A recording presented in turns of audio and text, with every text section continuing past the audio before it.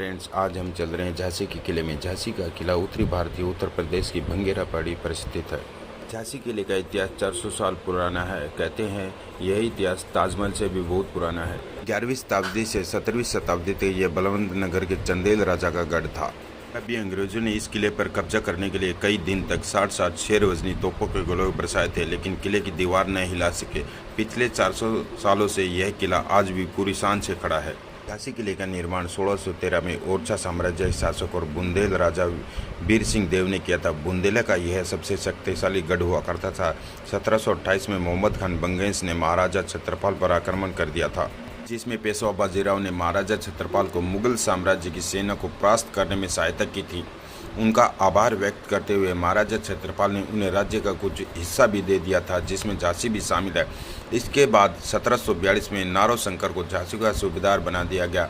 अपने 15 साल के कार्यकाल में उन्होंने केवल झांसी को विकसित ही नहीं किया, बल्कि झांसी के आसपास दूसरी इमारतें भी बनवाई। 1857 में जब नारोशंकर को पेशवाओं ने वापस बुला लिया था, तब माधव गोविंद करकिरदेव और फिर बाबूलाल कन्हाई को झांसी का सूबेदार बनाया गया। 1766 से 1769 तक विश्वासराव लक्ष्मण ने झांसी का सूबेदार बने रहते हुए सेवा की थी। इसके बाद रघुनाथ राव द्वितीय की नियुक्ति झांसी के सूबेदार के रूप में की गई। रघुनाथ एक कुशल प्रशासक था। उन्होंने राज्य का राजस्व बढ़ाने में काफ़ी सहायता की और किले के अंदर महालक्ष्मी मंदिर और रघुनाथ मंदिर का निर्माण भी कराया गया। शिवराव की मृत्यु के बाद उनके बड़े बेटे रामचंद्र राव को झांसी का सूबेदार बनाया गया, लेकिन वे एक अच्छे प्रशासक नहीं बन सके और अपने कार्यकाल का अंत उनकी मृत्यु के साथ ही 1835 में हुआ। इसके बाद उनके उत्तराधिकारी रघुनाथ राव द्वितीय की मृत्यु 1838 में हुई। इसके बाद ब्रिटिश शासकों ने गंगाधर राव को झांसी के नए राजा के रूप में स्वीकार किया। रघुनाथ राव तृतीय के अक्षम प्रशासन ने झांसी की आर्थिक हालत काफ़ी खराब कर दी थी। उनके जाने के बाद महाराजा गंगाधर राव ने झांसी को अच्छी तरह से संभाला और वे एक अच्छे प्रशासक भी बने। कहा जाता है कि झांसी के स्थानिक लोग उनको बहुत प्यार करते थे और कार्यों से खुश भी थे। 1842 में राजा गंगाधर राव ने मणिकर्णिका तांबे से शादी की, जिसे शादी के बाद लक्ष्मीबाई का नाम दिया गया।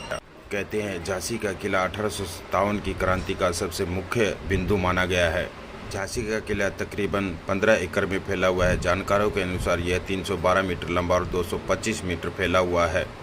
खुदान स्थल, कड़क बिजली तोप पर्यटकों का विशेष आकर्षण है। फांसी गोर को राजा गंगाधर के समय उपयोग किया जाता था, जिसका प्रयोग रानी ने बंद करवा दिया था। चलिए दोस्तों, अब हम किले के अंदर चलते हैं।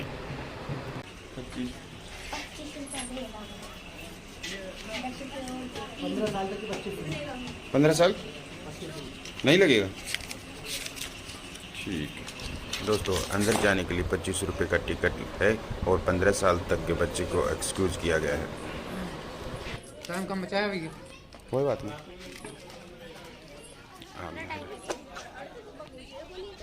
कितने इसमें कितने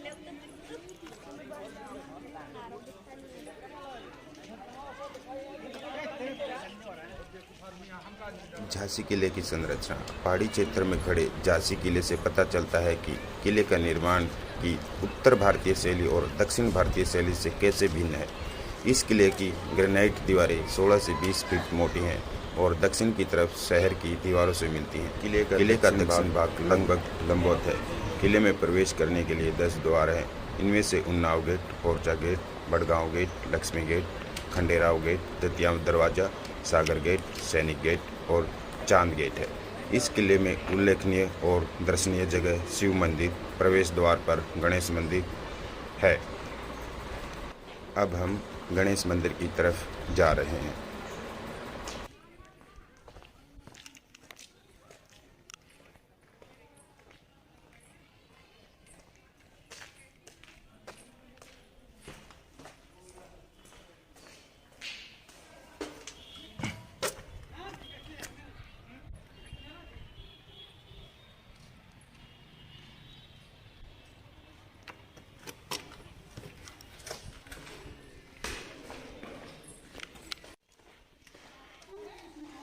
आजकल 8 बजे तक खुला रहे।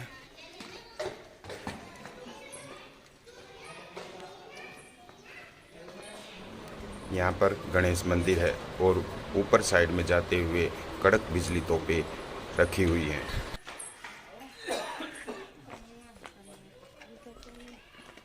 देखिए है, ये रास्ता तो है, देखते हैं ऊपर जाने का है। आजा।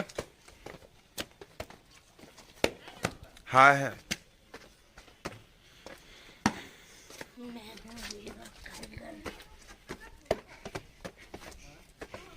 मैं बनाऊंगा अच्छी वीडियो।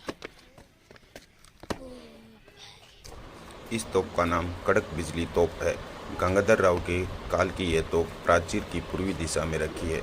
सिंह की मुखाकृति से शोभित यह तोप चलने पर बिजली सी कड़क उत्पन्न करती थी, इसलिए संभवतः यह नाम दिया गया। गुलाम गोश खां द्वारा संचालित यह तोप शत्रुओं को आतंकित करती थी।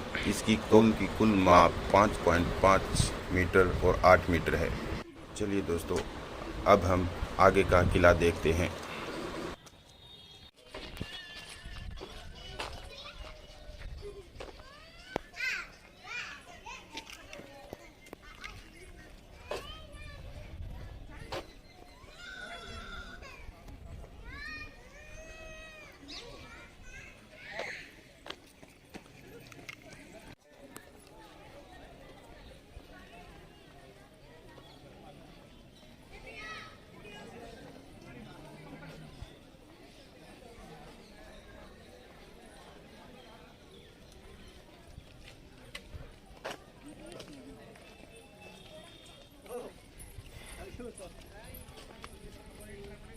हमें मूड करके आ जाए घूमने फिर दो।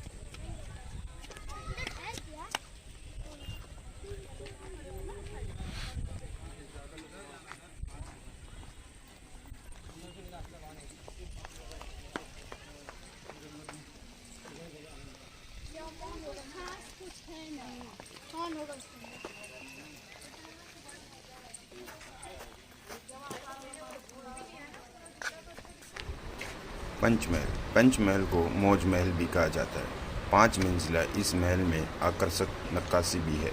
इस महल का उपयोग बुंदेला राजाओं से लेकर मराठा राजाओं और अंग्रेजों ने किया है।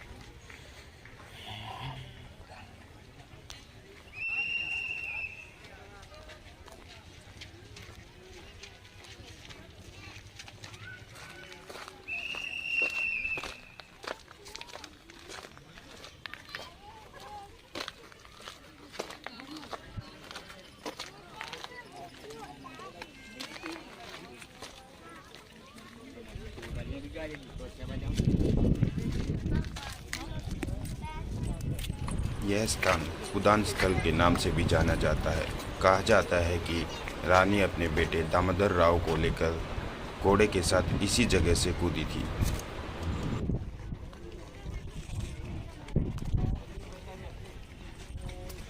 किले के सबसे ऊंचे स्थान पर ध्वज स्थल है, जहां आज तिरंगा लहरा रहा है। किले से शहर का भव्य नज़ारा दिखाई देता है, बहुत ही सुंदर और प्यारा दिखता है।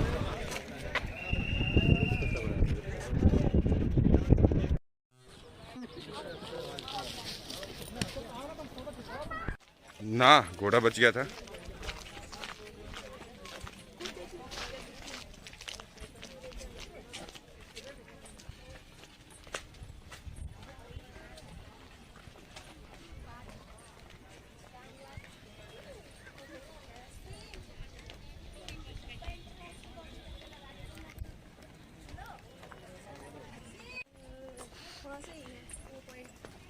कौन सा?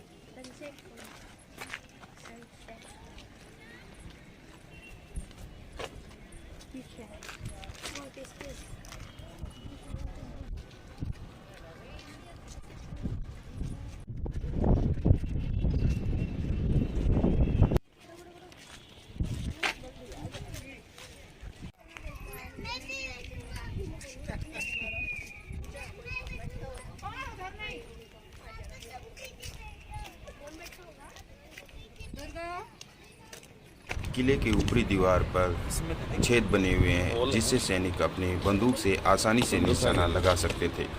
ये देख तू नहीं सही में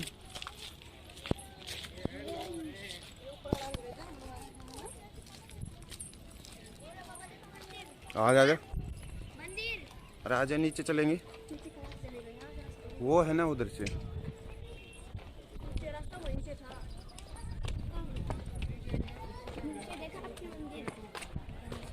अभी ऊपर ऊपर चलते हैं, ऊपर अब ऊपर।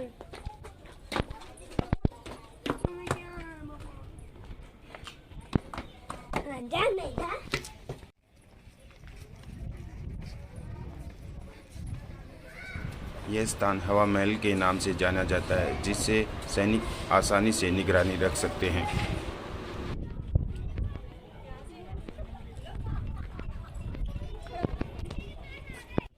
यहाँ से है रास्ता, आजा। वो यहाँ से है।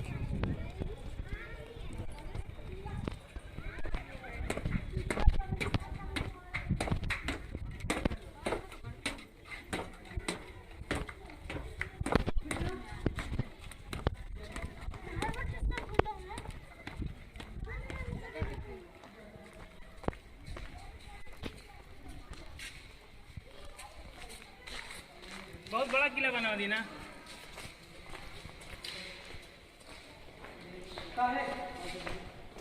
इधर चला उठते है,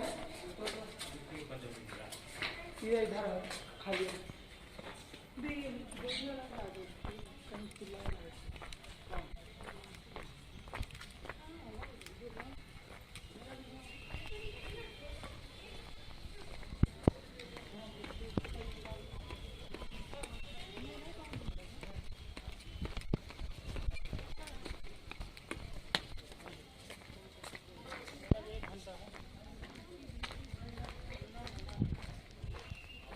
झांसी में भी मराठा शासन में अपराधियों को फांसी की सजा दी जाती थी। किला के अमोद उद्यान पर यह फांसीघर बना हुआ है। झांसी के इतिहास के जानकारों के अनुसार एक बार किसी व्यक्ति ने गद्दारी की थी। राजा गंगाधर राव के आदेश पर उसे फांसी दी जाने लगी, जिसे देख रानी लक्ष्मीबाई घबरा गई। तब रानी लक्ष्मीबाई ने इस फांसीघर को बंद करा दिया।